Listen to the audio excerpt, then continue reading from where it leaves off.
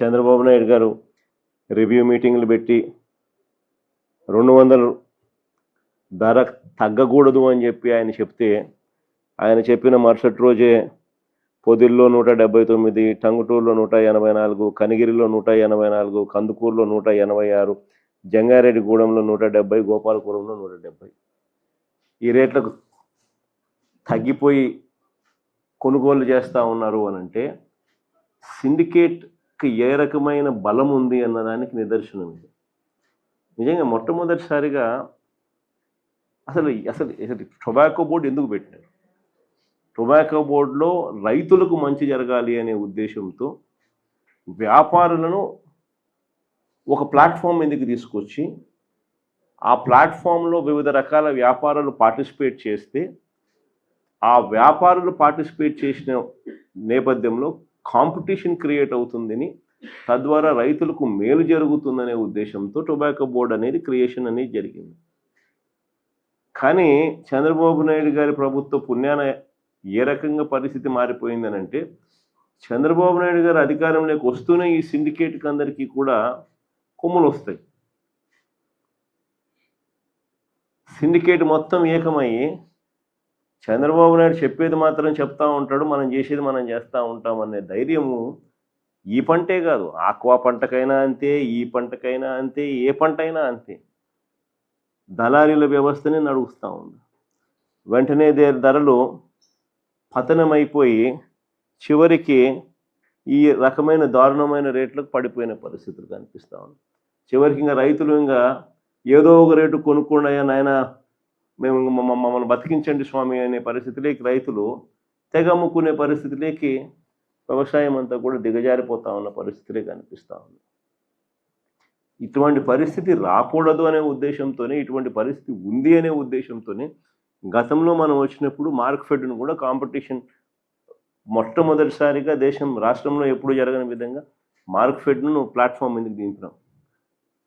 ఎప్పుడైతే మార్క్ఫెడ్ను రాష్ట్ర ప్రభుత్వం ప్లాట్ఫామ్ మీదకి దింపి, ఎప్పుడైతే కొనుగోళ్లలో పార్టిసిపేట్ చేసే కార్యక్రమం ఎప్పుడైతే రైతుల తరపున మార్క్ఫెడ్ రంగప్రవేశం చేసిందో, అప్పుడు మార్కెట్లో కాంపిటీషన్ జెన్యూన్గా క్రియేట్ అయింది. ఆ రోజుల్లో మార్కెట్లో మనం ఆ రకమైన కాంపిటీషన్ క్రియేట్ చేయగలిగినాం కాబట్టి సిండికేట్ను, కార్టెల్ను బ్రేక్ చేసినాం. సిండికేట్, కార్టెల్ ఎప్పుడైతే బ్రేక్ అయిందో, గవర్నమెంట్ ఎప్పుడైతే సీరియస్గా తీసుకోవడం మొదలుపెట్టిందో, అప్పుడు భయం మొదలయ్యి రేట్లు పెరిగినాయి.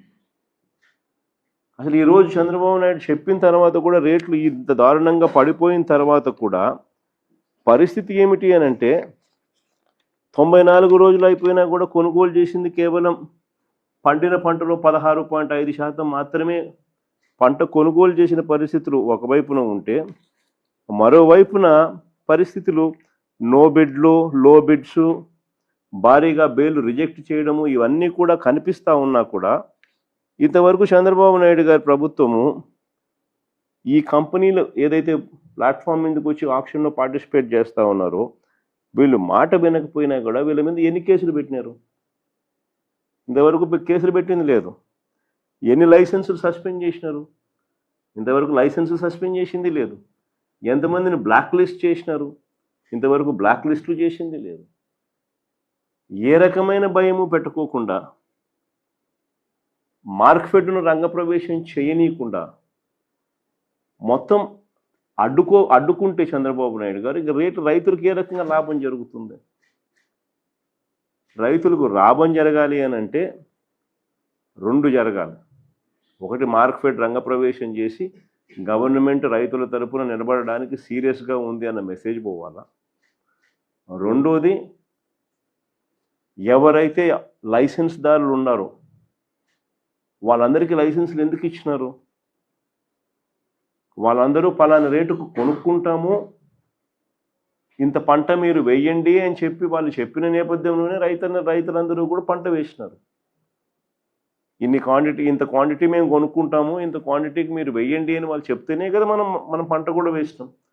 మరి వాళ్ళు చెప్పిన ఆ క్వాంటిటీ కొనుగోలు చేస్తామని చెప్పి అష్యూరెన్స్ ఇచ్చిన క్వాంటిటీ కూడా మనకు రైతులకు నష్టపోకుండా లాభం వచ్చే రేటుకు వాళ్ళు కొనుగోలు చేయాలి కదా, అది వాళ్ళ నైతిక బాధ్యత కదా. ఆ బాధ్యతను వాళ్ళు విస్మరించినప్పుడు ప్రభుత్వం చూస్తూ ఊరుకోదు. ఈ రకంగా సిండికేట్ ఫామ్ అయితే ప్రభుత్వం ఒప్పుకోదు, ఈ రకంగా సిండికేట్ ఫామ్ అయితే ప్రభుత్వం చూస్తూ ఊరుకోదు అన్న సంకేతం ఎప్పుడైతే ఇవ్వగలుగుతామో అప్పుడే ఇది బ్రేక్ అవుతుంది. అప్పుడే ఈ సిండికేట్ వ్యవస్థ అన్నది బ్రేక్ అవుతుంది. అప్పుడే రైతులకు అన్నది న్యాయం జరుగుతుంది. చంద్రబాబు నాయుడు గారి ఆధ్వర్యంలో ప్రభుత్వం నడుస్తూ ఉన్నప్పుడు ఎప్పుడూ జరగదు. 5 సంవత్సరాలు వరుసగా పక్కన తెలంగాణకు 100 మీటర్ల దూరంలో మన ఆంధ్ర ఉంది. పక్కన తెలంగాణలో ఆయిల్ ఎక్స్ట్రాక్షన్ రేటు 18.9% ఉంటే ఆంధ్రాలో ఆయిల్ ఎక్స్ట్రాక్షన్ శాతము 14% చిల్లర పెడతారు.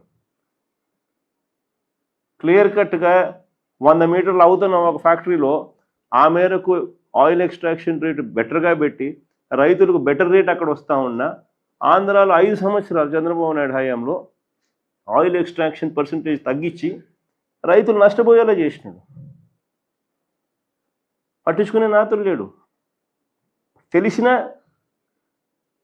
తెలియనట్టుగా ఓహో అన్నట్టుగా రైతులు నష్టపోనిలే అన్నట్టుగా వ్యవహరించిన తీరు ఇవన్నీ ఎప్పుడు చెక్కుపడినాయి? రైతులు ఎప్పుడు నష్టపోకూడదు, రైతు చల్లగా ఉంటేనే రాష్ట్రం బాగుపడుతుంది, రాష్ట్రం బాగుండాలి అని అంటే రైతు ముఖంలో చిరునవ్వు ఉంటేనే రాష్ట్రం బాగుంటుంది అని చెప్పి ఒక రైతు పక్షపాత ప్రభుత్వంగా మనం వచ్చినప్పుడు మాత్రమే ఈ మార్పులు జరిగినాయి. మనం వచ్చినప్పుడు మాత్రమే ఆయిల్ పామ్లో ఆ వ్యత్యాసాన్ని తీయడం అయితేనేమి, మార్పు చేసి ఆయిల్ పాములో రైతులకు మనం వెంటనే ఆ సంవత్సరం రైతులు నష్టపోయిన వాళ్లకు దాదాపుగా 90 కోట్ల రూపాయలు మనం డబ్బులు ఇచ్చి రైతులకు అండగా నిలబడడం అయితేనేమి ఒక మెసేజ్ పంపించినాం.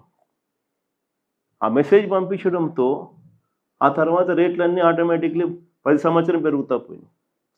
దాదాపుగా 3,000 కోట్ల రూపాయలు ప్రభుత్వం తరపు నుంచి మార్కెట్ ఇంటర్వెన్షన్ ఫండ్ తీసుకొచ్చి ఆ 5 సంవత్సరాలలో రైతుల తరపున 7,800 కోట్లు మనం ఖర్చు చేసినాం మార్కెట్లో కాంపిటీషన్ క్రియేట్ చేసేందుకు. ప్రతి ఆర్బీకేను ఒక కేంద్రంగా ప్రకటించి ప్రతి జిల్లాలోనూ జాయింట్ కలెక్టర్ను జేసీని మార్క్ఫెడ్ జాయింట్ ఎండీగా ప్రకటించి ప్రతి ఆర్బీకేలోనూ ఏకంగా ఎంఎస్పి మినిమం రేట్లు గిట్టుబాటు రేట్లు ఇవి ఈ పంటలకు అని చెప్పి ఏకంగా ఒక బోర్డు పెట్టి ఆ బోర్డులో మినిమం రేట్లు ఇంత అని చెప్పి రాసి ఆ రేట్ల కన్నా తక్కువ రేట్లకి ఏదైనా పడిపోతే వెంటనే ఆర్బీకే పరిధిలో ఉన్న ఆర్బీకే అసిస్టెంట్ అగ్రికల్చరల్ గ్రాడ్యుయేట్ వెంటనే తను అలర్ట్ సిగ్నల్ ఇచ్చేట్టుగా ఆ అలర్ట్ సిగ్నల్ సీఎం యాప్ని continuous monitoring of agricultural price and procurement అని చెప్పి ఒక సీఎం యాప్ని యాక్టివేట్ చేసి జాయింట్ జేసీని దాంట్లోకి మార్కెట్ జాయింట్ ఎండీగా చేసి వాళ్ళను కూడా దాంట్లో భాగస్వామిని చేసి ఆ ఆర్బీకే పరిధిలోనే ఎప్పుడైతే పంట పడిపోతే ఆ ఆర్బీకే పరిధిలోకి జేసీ ఎంటర్ అయ్యి అక్కడనే కొనుగోలు చేసి రేటు కాంపిటీషన్ క్రియేట్ చేసే పరిస్థితి గతంలో చేసినాం. కాబట్టి ఆ చేసే ప్రక్రియలో ఏకంగా 7,800 కోట్లు మనం ఖర్చు చేసినాం. కాబట్టి ఏ పంటకు రైతు ఆ రోజు నష్టపోల. గిట్టుబాటు ధర రాని పరిస్థితి అనేది ఏ రోజు ఒక ఇష్యూ కింద కూడా తయారు కాకమునిపే వెంటనే ప్రభుత్వం ఇంటర్వ్యూన్ అయ్యేది, వెంటనే రేట్లలో కాంపిటీషన్ వచ్చేది, వెంటనే రేట్లు పెరిగేటివి, వెంటనే గవర్నమెంట్ ఇంటర్వ్యూన్ అయ్యేది. గవర్నమెంట్ తోడుగా ఉందన్న భరోసా ఎప్పుడైతే మార్కెట్లోకి వెళ్ళిపోయిందో ఆటోమేటిక్లీ ప్రతి పంటకు రేట్లు వచ్చేటివి. ఈరోజు ఆ పరిస్థితి పూర్తిగా సన్నగిల్లిపోయింది. రైతులకు ఈ ప్రభుత్వం తోడుగా లేదు అన్న మెసేజ్ ఉంది. కాబట్టి దళారీల వ్యవస్థ ఈరోజు సిండికేట్గా మారి రైతన్నలందరినీ కూడా పూర్తిగా నష్టపరుస్తూ ఉన్న పరిస్థితి ఈరోజు రాష్ట్రంలో కనిపిస్తూ ఉంది. అయినా కానీ ఖచ్చితంగా మన పోరాటం అనేది ఖచ్చితంగా జరుగుతుంది. ప్రభుత్వాన్ని మేలుకొల్పే కార్యక్రమం ఖచ్చితంగా చేయగలిగింది. ఎట్లాగో మన ప్రభుత్వం రావాలన్నా, రైతులకు నిజంగా మంచి జరగాలన్నా, శాశ్వత మంచి జరగాలన్నా మనం చేయగలిగిన ప్రస్తుతానికైతే 3 సంవత్సరాలు ఓపిక పట్టాల్సిందే. కాబట్టి ఈ లోపల కూడా మనం గమనుండే కార్యక్రమం అయితే చేయకూడదు. ఖచ్చితంగా రైతుల తరపున ఈ ప్రభుత్వం మీద ప్రెషర్ క్రియేట్ చేసే కార్యక్రమం అయితే చేయాలి. ఇందులో భాగంగా నేను కూడా ఖచ్చితంగా నెక్స్ట్ వీకో ఈ నెక్స్ట్ 10 days 10 daysలోనే నేను కూడా ఏదో ఒక ప్రాంతంలో నేను కూడా నా పర్యటన పెట్టుకునే కార్యక్రమం కూడా చేస్తాను. చేసుకొని ఇది ఈ మాదిరిగా ఇంక ప్రెజర్ పెట్టే కార్యక్రమం బిల్డ్ చేస్తూ పోవాల్సింది. మన ఆక్వా కూడా అదే పరిస్థితిలో వాళ్ళు కూడా వెలుబెల్లాడిపోతూ ఉన్న పరిస్థితిలో అక్కడ వాళ్లకు భరోసా ఇచ్చే కార్యక్రమమే చేసినాం.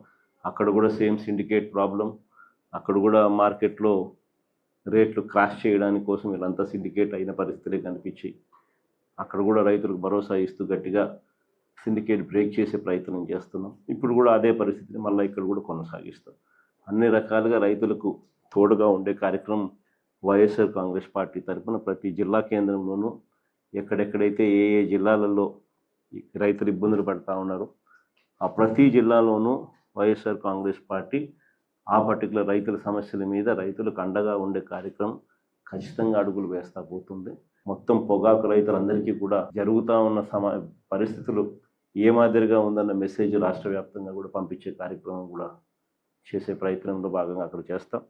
ఆ తర్వాత కూడా ప్రభుత్వంలో ఎటువంటి చలనం రాకపోతే ఇంకా కొద్ది రోజులు గ్యాప్ ఇచ్చి మళ్ళీ కందుకూరులో కూడా ఆ తర్వాత కూడా మళ్ళీ పెట్టే కార్యక్రమం కూడా మళ్ళీ ప్లాన్ చేస్తాం.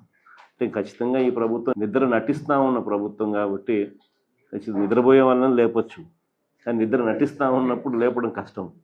కాబట్టి నిద్ర నటిస్తూ ఉన్న ప్రభుత్వాన్ని లేపడం కొంచెం కష్టమైన ప్రెజర్ అనేది గట్టిగా పెట్టే కొద్దీ వాళ్ళలో మార్పు వస్తుందేమో అని ఆశిద్దాం. ఖచ్చితంగా అవన్నీ కూడా చేసే కార్యక్రమం చేస్తాం.